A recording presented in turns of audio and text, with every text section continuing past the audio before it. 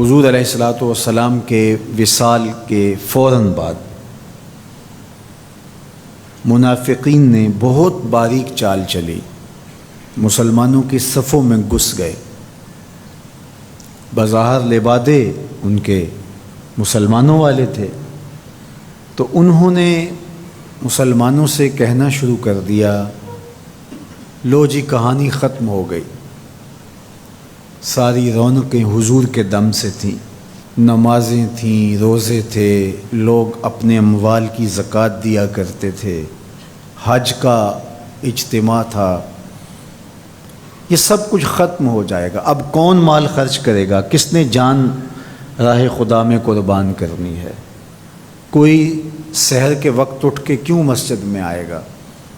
بظاہر لگتا تھا کہ یہ بڑی ہمدردی اور دلجوئی سے حقیقت حال کو بیان کر رہے ہیں، لیکن اس کے اندر چھپا ہوا ظاہر تھا۔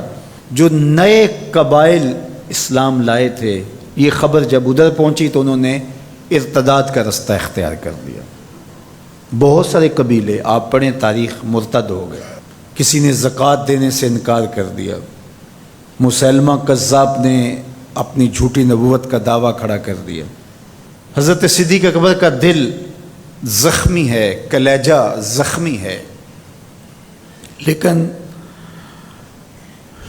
اب اس صورتحال کا جب آپ نے مشاہدہ کیا تو آپ آگے بڑھے اور ایک اونچے ٹیلے پہ کھڑے ہوئے لوگوں کو اشارہ کیا۔ لوگوں نے جناب ابو بکر رضی اللہ تعالیٰ عنہ کو دیکھا تو ادھر لپک کے آ گئے۔ تو حضرت ابو بکر صدیق رضی اللہ تعالیٰ عنہ نے مختصر خطاب کرتے ہوئے آپ نے کہا، لوگوں مجھے ایک بات بتاؤ، تم اللہ کی عبادت کرتے تھے کہ رسول اللہ کی عبادت کرتے تھے؟ لوگوں نے کہا کہ ہم اللہ کی عبادت کرتے تھے۔ تو کہا کہ اگر تو تم رسول اللہ کی عبادت کرتے تھے تو حضور وصال کر گئے، اور اگر تم اللہ کی عبادت کرتے تھے تو وہ آج بھی حی ہے، لا یموت ہے، اسے موت ہے ہی نہیں۔ پھر کہا، جس دین کے لیے میرے اور آپ کے آقا و مولا نے اپنی ساری زندگی لگا دی، کیا حضور کے وصال کر جانے کے بعد تم اس دین کو چھوڑ دو گے؟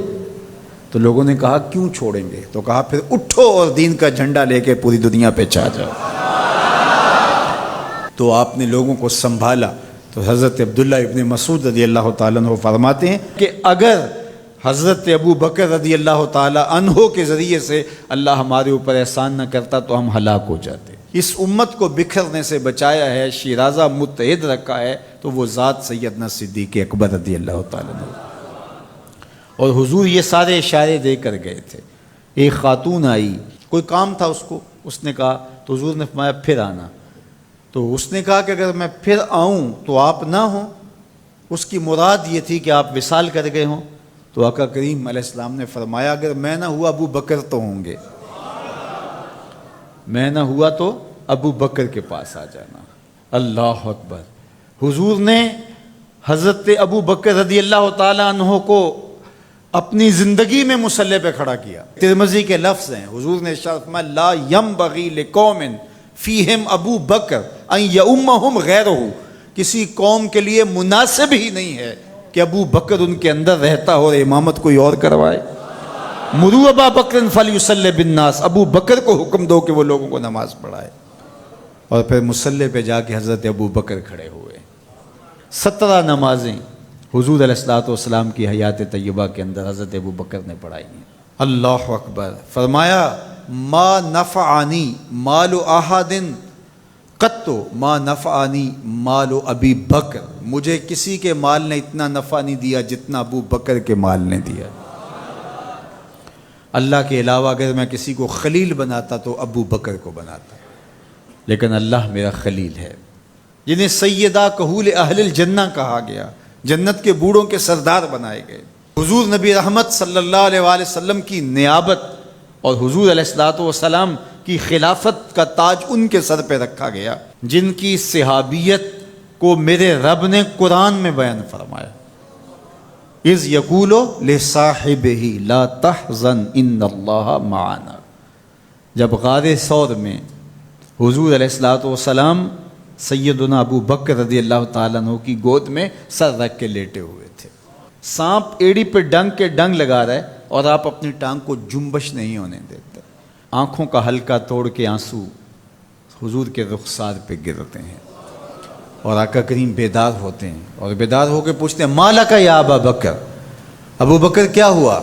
ادب کے اس قرینے کو جناب سیدنا صدیق اکبر نہیں بھولتے، کہتے ہیں فدا کا امی و ابی یا رسول اللہ، لو دیکھ تو حضور میری ماں بھی آپ کے قدموں پہ قربان جائے، میرا باپ بھی آپ کی راہوں پہ نچھاور، میرا قبیلہ میرا خاندان آپ کے قدموں پہ قربان، مجھے سانپ نے ڈس لیا ہے۔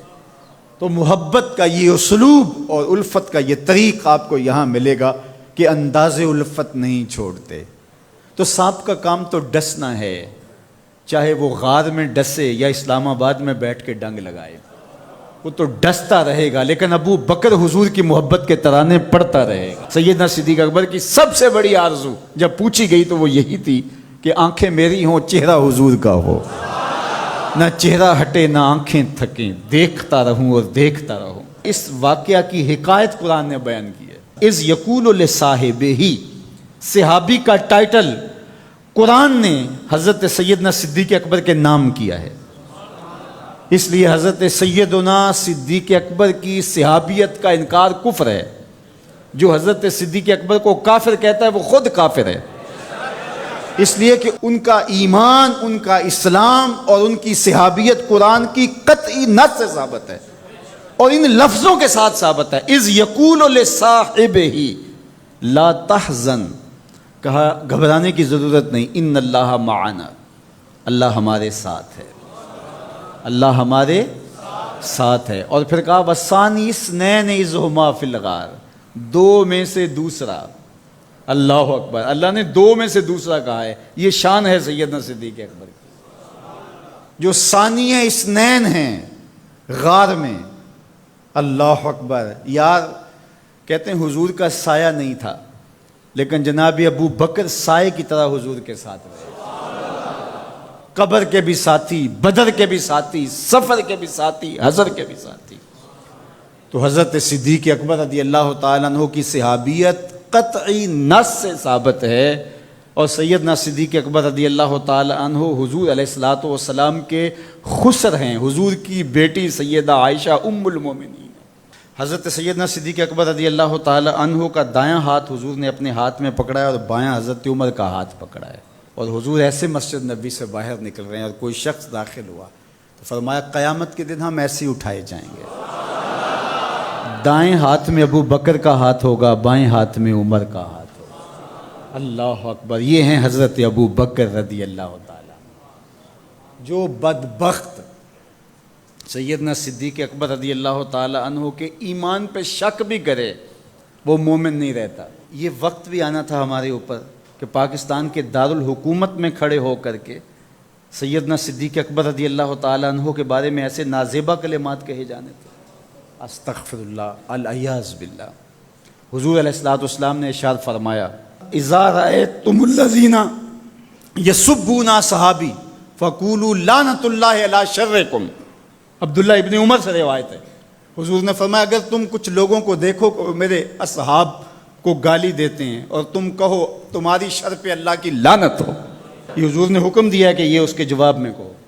اور ایک حدیث کے لفظ ہیں، حضور علیہ السلام نے ارشاد فرمایا من سب اصحابی فعلیہ لعنت اللہ والملائکۃ والناس اجمعین، جو میرے اصحاب کو گالی دے اس پر اللہ کی بھی لعنت، فرشتوں کی بھی لعنت، اور تمام مخلوقات کی بھی لعنت۔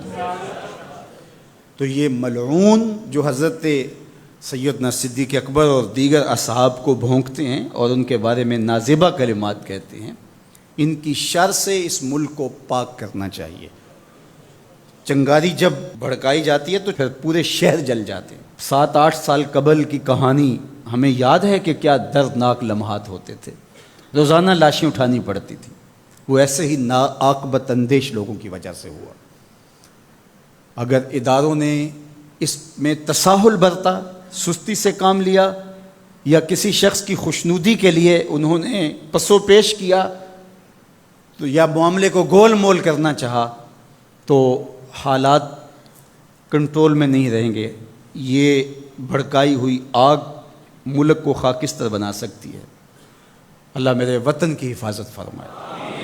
یہ ملک قربانیوں سے حاصل کیا گیا ہے، اور اس کے امن کو بحال کرنے کے لیے ہمارے اداروں نے بہت محنت کی ہے، بہت لوگوں نے قربانیاں دی ہیں۔